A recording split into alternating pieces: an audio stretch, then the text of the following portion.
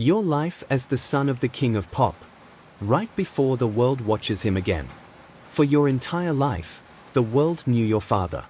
They knew his voice, his silhouette, the exact angle of his fedora when he tilted it low over his face. They knew his moonwalk before they knew your name. And now, after everything, after the funeral that stopped the planet, after the years of silence, after the lawsuits and the documentaries and the arguments and the grief, they're about to meet him again. On a movie screen. Bigger than life. Louder than memory. And you'll be sitting somewhere in the dark. Watching.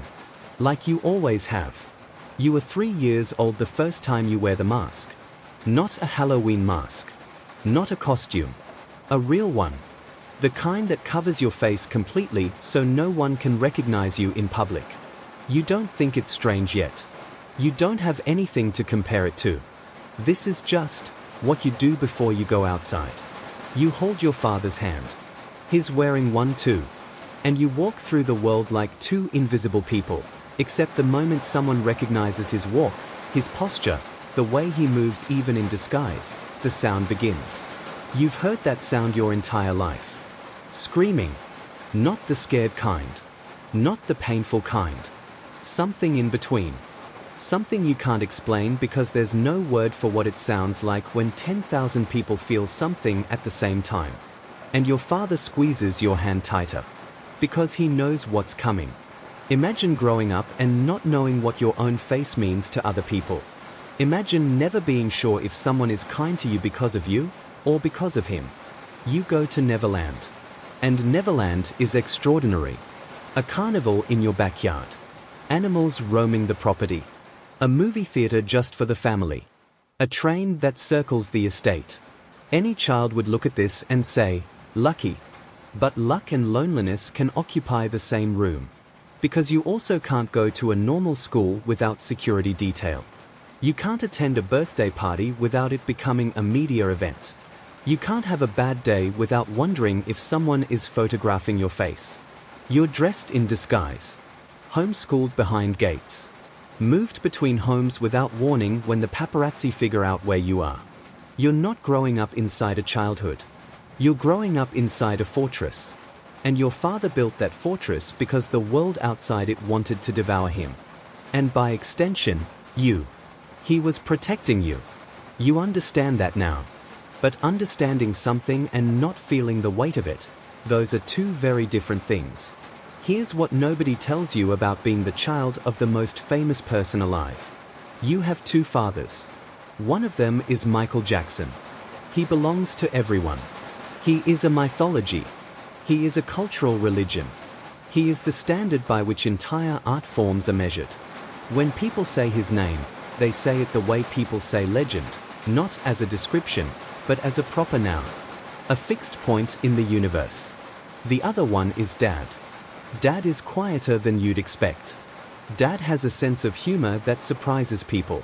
Dad can be present in a way that makes you feel like the entire world has shrunk down to just this room, just this moment, just the two of you.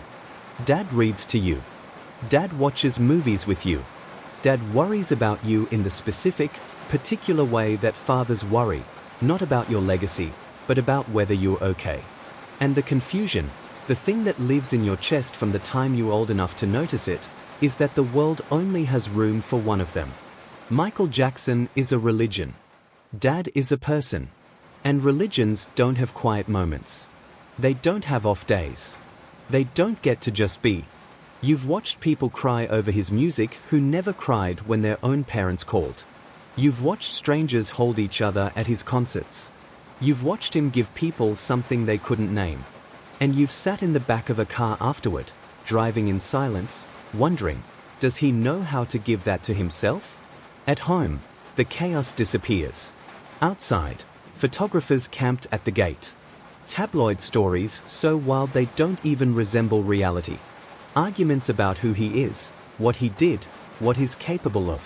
The world constantly constructing and destroying a version of your father that has nothing to do with the man who checked if you were scared during thunderstorms. Inside, cartoons. Cooking smells. The specific silence of a house where someone is working on music and doesn't want to be interrupted. You learn early that there are two truths running parallel to each other. And almost no one gets to see both. You see both. And that makes you more alone, not less, because who could you possibly explain that to? June 25, 2009. You don't need context. You already know. But here's what they don't show in the news coverage. Here's what doesn't make the memorial broadcast. Here's what gets lost in the ocean of public grief that swallows everything in its path. There is a moment, a private moment, that exists before the world knows. Before the breaking news. Before the social media cascade. Before the candlelight vigils and the radio stations that switch to all-night tributes. Before the president makes a statement. There is a moment that is just yours. And then it is taken from you. Because within hours, the grief stops being personal. It becomes global. It becomes a news cycle. It becomes a conversation. People who had never once thought about your father that morning were crying by afternoon. And you, the person with the most reason to be undone, have to watch the world perform a feeling that you are still trying to locate inside yourself. Public grief is loud. It has candlelight. It has hashtags. It has speeches. Private grief is just a room. And sometimes the room is very quiet for a very long time. The tributes come in waves. Every channel. Every platform. Every corner of the world playing his music, analyzing his life, debating his legacy, as if now is the time to have that argument, as if the volume of the debate matters more than the reality of what happened. You watch people who never knew him cry for him. And you wonder, somewhere quiet, if your grief is even allowed to be louder than theirs. It should be. Of course it should be. But the world has claimed him. And when the world claims someone, there's not much room left for the people who actually lost something. Time passes. As it does. As it always does. And you grow up, not in the ordinary way, where you just get older and accumulate experiences and slowly figure out who you are. You grow up adjacent to a legacy. Which means every room you walk into, you walk in carrying something that isn't yours. People look at you and see resemblance. They look for it, actually. They search your face for proof of him. They compare your voice, your movement, your presence, measuring you against a mythology you had no part in building. And when they find the resemblance, when they see it, there's a light that comes into their eyes that has nothing to do with you. Imagine spending your whole life being told, in 100 different ways, that who you are is interesting because of who he was. What does that do to a person? What does that do to a kid who just wanted to figure out what they liked for breakfast? Some of the people around you, friends, acquaintances, the ones who drift in and out, you're never quite sure. You develop a radar for it. You learn to feel the difference between someone who sees you and someone who is trying to get close to him through you. That radar is exhausting to maintain. But you never turn it off. You can't. And on top of all of this invisible weight you carry every single day, there is the question that everyone wants you to answer. Are you going to follow in his footsteps? As if footsteps that size leave any room for someone else's feet. And then, the announcement. A Michael Jackson biopic. A major studio. A massive budget. An actor cast to play your father, someone else's body, someone else's face, wearing the hat, performing the moonwalk, speaking in a voice that is constructed from recordings and memory and craft. The internet explodes. The think pieces multiply within hours. The casting debates. The discourse about legacy, about representation, about whether any film can do justice to who he was. Everyone has an opinion. Everyone wants to weigh in. Everyone is excited, or offended, or skeptical, or nostalgic. Everyone is something. And you are sitting somewhere in the middle of all of it. Watching the world prepare to experience your father for the first time all over again. What does it feel like to watch strangers argue about whether a film captures your dad accurately?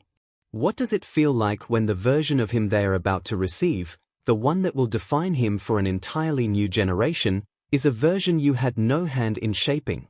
The trailer drops. Hundreds of millions of views. Comments everywhere. People weeping in reaction videos. People saying it looks perfect. People already calling it an Oscar contender. People who were born after 2009 discovering him for the first time through someone else's performance. And you watch all of it. Because what else do? You can't control the narrative. You never could.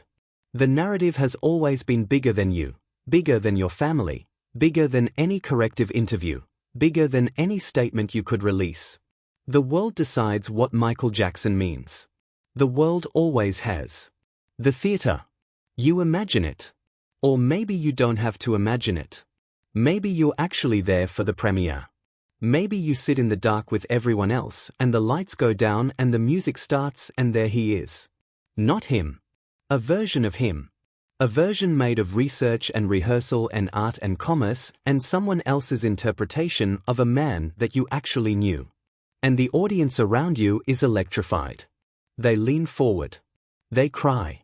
They laugh in the moments that are designed to make them laugh. They are moved in all the ways the film is engineered to move them. And you are watching them watch him. And something in that is beautiful. And something in that is the loneliest thing in the world. There's a question you've been carrying since you were old enough to carry things. Who are you?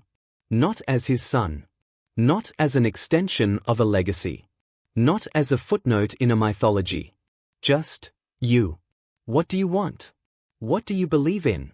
What kind of life would you build if you could build it in total silence, without anyone watching, without anyone measuring the distance between who you are and who he was?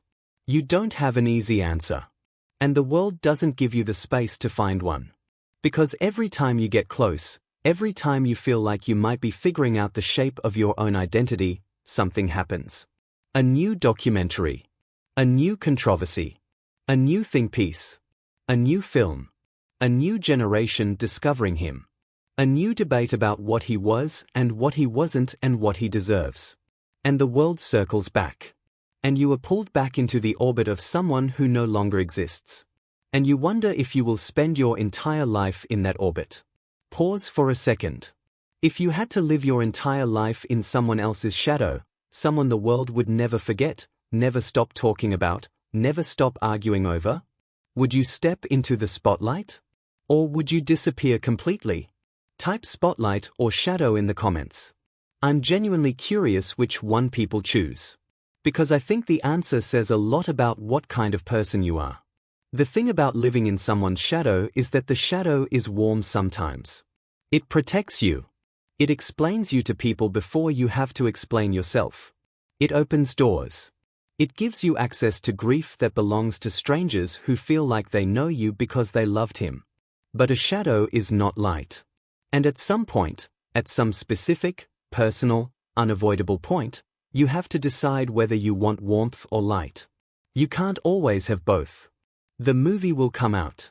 Hundreds of millions of people will watch it.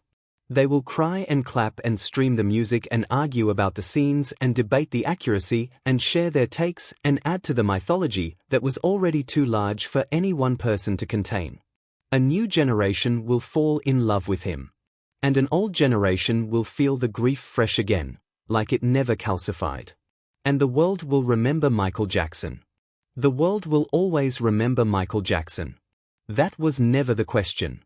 The question, the one nobody thinks to ask, the one buried under decades of documentaries and tributes and controversies and discourse, is whether anyone will ever slow down long enough to understand what it cost.